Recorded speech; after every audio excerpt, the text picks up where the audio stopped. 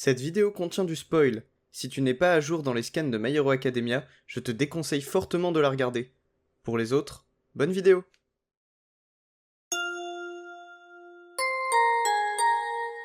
Bonjour à tous, c'est Saliste et on se retrouve aujourd'hui pour la review de scan du chapitre 309 de My Hero Academia. Le chapitre s'intitule « Je ne peux plus me permettre d'être un enfant » et vous comprenez donc qu'on va se centrer sur les sentiments intérieurs d'Izuku vis-à-vis de la situation.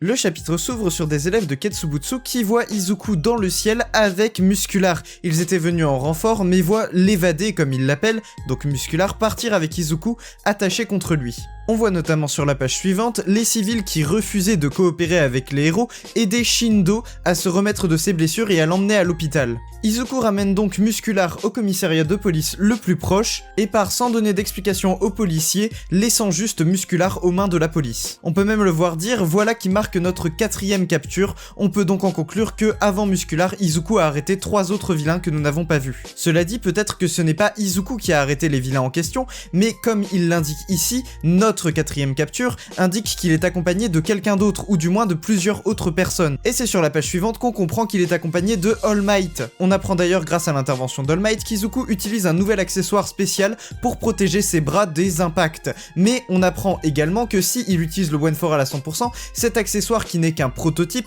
ne suffira pas à protéger le contre-coup sur les bras d'Izuku. All Might dit d'ailleurs quelque chose de très important, fais bien attention de ne pas te mettre HS avant la confrontation finale. Cette bulle en particulier ne me rassure pas tellement quant à la longueur restante à My Hero Academia, puisque si All Might mentionne déjà la confrontation finale, c'est qu'on peut s'attendre à ce que celle-ci arrive bientôt. La page suivante nous indique plusieurs informations importantes. Premièrement, que All Might a déjà utilisé ce genre d'objet de soutien durant son âge d'argent, probablement pour l'aider lui aussi à annuler le contre-coup du One for All et à le maîtriser un peu mieux. Hawks appelle donc All Might et lui demande comment Izuku se débrouille face à cette nouvelle situation, ce à quoi All Might lui répond qu'Izuku se débrouille très bien, mais à peine a-t-il le temps de répondre qu'Izuku s'en va directement se battre contre un autre vilain. Et c'est là qu'on peut conclure que ce n'est seulement le groupe Izuku et All Might qui ont capturé les 4 vilains en question auxquels Izuku faisait mention, puisque on apprend que ce n'est qu'à partir de maintenant que Hawks, Endeavor, Best Jeanist, All Might et Izuku vont coopérer. Ce qui signifie que les 4 vilains mentionnés par Izuku n'ont été capturés uniquement que par lui, puisque All Might n'a aucun pouvoir et ne peut donc pas se battre et capturer des vilains, et comme il ne faisait équipe avec personne jusque-là, il s'agit juste de vilains capturés par Izuku lui-même. Hawks demande donc à All Might si lui et Izuku veulent faire équipe avec lui-même, Endeavor et Best Jeanist, ce à quoi All Might répondra oui, nous le verrons à la fin du chapitre. Mais avant ça, flashback à un moment que nous n'avons pas vu, puisque je vous rappelle que nous sommes passés de la transition entre le fait que Izuku rêve des vestiges du One for All et Izuku part de Yue, et nous n'avons pas vu l'entre-deux, le moment où Izuku se réveille à l'hôpital, et c'est maintenant que nous allons découvrir ce qui s'est passé à ce moment-là. Si vous vous souvenez bien, après l'arc du camp d'été avec les Wild Wild Pussycats, Izuku avait détruit ses bras, et le médecin lui avait dit que s'il réutilisait ses bras autant au moins 2 ou 3 fois, il pourrait les perdre définitivement. Mais ici, après ce réveil où on pourrait penser que Izuku a complètement détruit ses bras une nouvelle fois et qu'il ne lui reste plus beaucoup d'occasions de pouvoir les utiliser, le médecin lui annonce totalement l'inverse. Il lui dit que ses bras la première fois avaient été détruits par des dommages internes, sauf que cette fois-ci, il s'agit de dégâts externes à son propre corps. De plus, le fait qu'il ait amélioré sa résistance au One for All ainsi que sa tolérance au One for All fait que son anatomie s'est modifiée et est devenue beaucoup plus résistante au contre-coup de l'alter. Mais bon, malgré tout ça, Izuku n'est pas non plus devenu invincible et le médecin lui conseille quand même d'éviter les blessures au niveau des bras à l'avenir. Inko Midoriya demande donc à All Might d'expliquer quel est l'alter d'Izuku, puisqu'elle s'inquiète fortement face à ce nouvel alter qui est apparu du jour au lendemain pour Izuku et qui le blesse grièvement dès qu'il l'utilise. All Might lui explique tout concernant le One for All ainsi que toutes les informations que nous avons à ce jour, notamment même celles que Izuku a appris récemment dans les vestiges concernant le fait qu'un sans alter sera plus à même de recevoir le One for All plutôt que quelqu'un qui possède déjà un alter. C'est également à ce moment-là qu'Izuku décide de ne plus retourner à Yue, ce qui fait paniquer sa mère, mais All Might dit qu'il comprend totalement cette décision. Izuku dira même quelque chose d'assez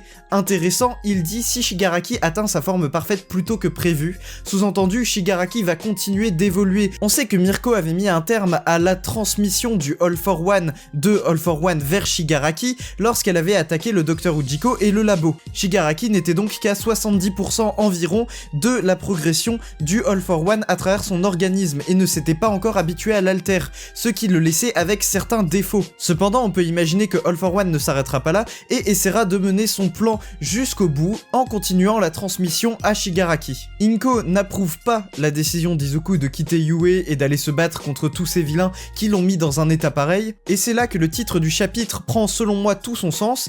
Izuku refuse l'avis de sa mère et lui dit qu'il doit quand même partir se battre contre All for One et Shigaraki car il doit sauver des gens, que c'est son devoir en tant que héros, et c'est là que Izuku fait vraiment sa transition vers ce qu'on pourrait appeler le monde des adultes. Il a pris cette décision seul et il l'assume jusqu'au bout. Il rassure sa mère dans une scène assez émouvante pour faire pleurer All Might, et c'est là que All Might lui dit que, en revanche, il a le droit de prendre cette décision, mais à la seule condition que lui-même puisse l'accompagner. On voit d'ailleurs par la suite les prémices de cette association avec Hawks, Best Jeanist et Endeavor, même si ce n'était pas encore concrétisé à 100%.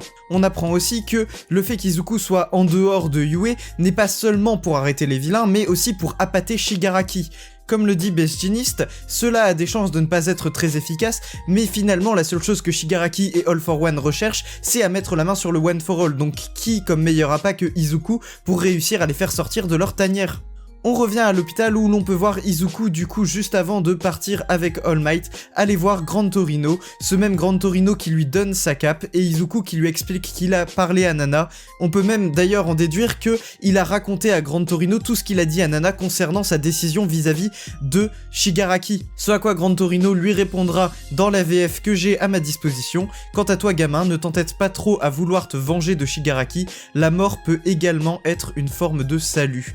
Il incite ici Izuku à lui dire qu'il ne doit pas non plus trop essayer de sauver Shigaraki, donc de le ramener du bon côté, ou du moins de le ramener à la raison, mais que si jamais ça échoue, il ne doit pas hésiter une seule seconde à tuer Shigaraki. Et c'est enfin sur cette dernière page que nous pouvons voir notre Dream Team, composé de Hawks, Endeavor, Best Jeanist, All Might et Izuku, partir combattre les vilains qui se sont libérés de Tartarus. Donc, un chapitre avec pas mal d'informations que nous n'avions pas eues, mais que nous voulions avoir. Premièrement, les réponses à certaines questions comme est-ce que Izuku est parti seul? Nous savons maintenant que non, il est parti encadré par All Might et le top 3 des héros, ce qui fait qu'il est quand même plus ou moins en sécurité malgré le fait qu'il y a Shigaraki à ses trousses, il est quand même entouré des meilleurs. On apprend également que Inko Midoriya est désormais au courant concernant l'alter d'Izuku, et on apprend aussi que les bras d'Izuku ne sont pas en si mauvais état que ce à quoi on aurait pu s'attendre suite à l'arc de la guerre contre la Ligue des Vilains. D'autant plus que maintenant Izuku possède un accessoire qui devrait l'aider à limiter les dégâts, sachant que ça ne le rend pas non plus invincible au niveau des bras, mais à limiter les dégâts que le One for All peut faire sur son organisme. Ce chapitre est selon moi le chapitre qui nous montre le tournant dans le caractère d'Izuku, sa vraie évolution en tant que personnage, puisque avant ce chapitre, je vous rappelle que la dernière fois que nous avions vu Izuku raisonner, c'était à la fin de l'arc de la guerre, et encore c'était avant qu'il soit alité à l'hôpital. On l'a vu vite fait discuter avec les vestiges, mais nous n'avions pas vu une vraie évolution si significative que ça, ou du moins pas au point d'aller dire à sa mère qu'il ne respecte pas sa décision et qu'il décide de prendre lui-même la décision de partir de Yue et de quitter du coup sa famille, donc sa mère, ainsi que ses camarades de classe pour éviter de les mettre en danger. Ici, Izuku a pris une vraie décision d'adulte et une décision raisonnée par rapport aux conséquences du fait d'avoir le One for All, l'un des alters les plus puissants du monde, si ce n'est l'alter le plus puissant du monde. Une décision donc qui fait passer Izuku de simple élève au stade selon moi de vrai héros, puisque Izuku pense d'abord aux autres avant de penser à lui-même. Même si c'était déjà le cas avant, cette décision nous montre bien que Izuku est résolu à quitter tout ce qu'il aime juste pour protéger ces mêmes personnes qu'il aime. C'est là pour moi la vraie essence du héros, et c'est ici qu'on peut voir l'évolution d'Izuku du stade de simple élève au stade de vrai héros professionnel. Un chapitre axé plus sur le sentimental que sur l'action, mais qui était nécessaire afin de faire une pause quand même dans la narration, avec tous ces combats contre Muscular, l'arc qu'on vient de vivre, les révélations sur le One for All. Ça permet de souffler un peu, mais ça reste quand même un chapitre très intéressant qui apporte beaucoup de réponses à des questions que nous nous posions jusque là. Quoi qu'il en soit, n'hésitez pas à laisser un pouce bleu et à vous abonner abonner à la chaîne. Vous pouvez me rejoindre sur Twitter, sur Instagram, lien en description, ainsi que la communauté sur le Discord pour pouvoir discuter avec eux de My Hero Academia. Vous pouvez me soutenir sur Tipeee également. Et je vous dis à la prochaine pour une prochaine vidéo. C'était Saliste, salut!